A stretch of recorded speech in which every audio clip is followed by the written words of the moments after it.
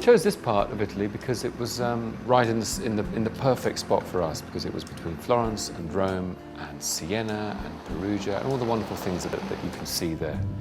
The house is a farmhouse. It's what they call in Italy a casale. And we live here and we run the courses from here and the studios here. We're on a little hill.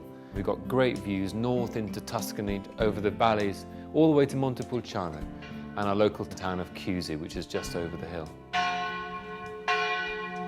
That's the tower we see from the house, and it's just in the centre of this main square of Chiusi, which is our local Tuscan town. It's just 5 minutes away from the house, and it's a great little town. It's full of little shops. Ciao, buongiorno. Ciao, buongiorno. Buona giornata, ciao.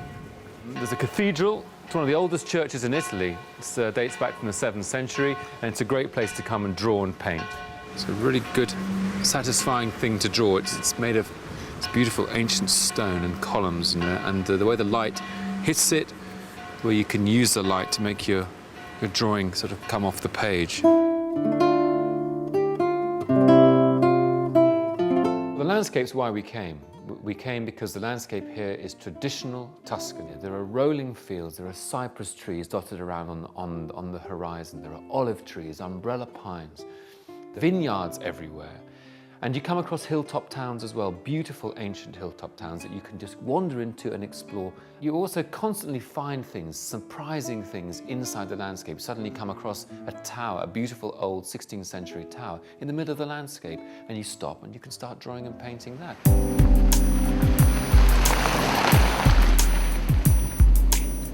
I think one of the nicest things, the reasons why we're very lucky here, is that we're right between Florence and Rome. To the south is Rome and to the north is Florence, so we can go to either one quite easily. And today we're going to have a look at Florence.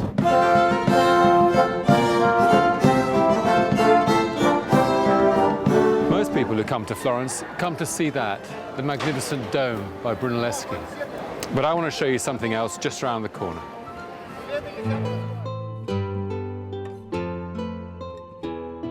There are so many wonderful things to see in Florence, but if you look carefully and you come down the back streets where fewer people go, you can find things as wonderful as that.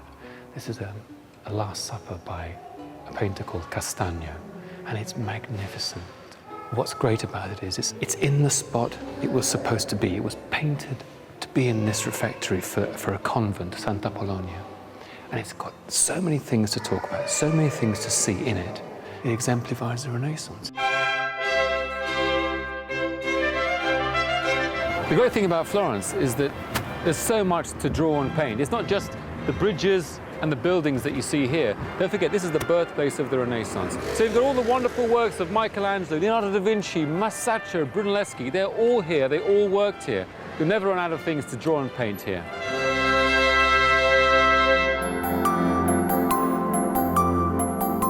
We're happy to have people at any level. You can be more advanced painters, or you can be just a beginner, just someone who's never really painted before but always wanted to try but never really knew how. And I can't think of a better place to start than around here. The landscape is simple and the atmosphere is friendly.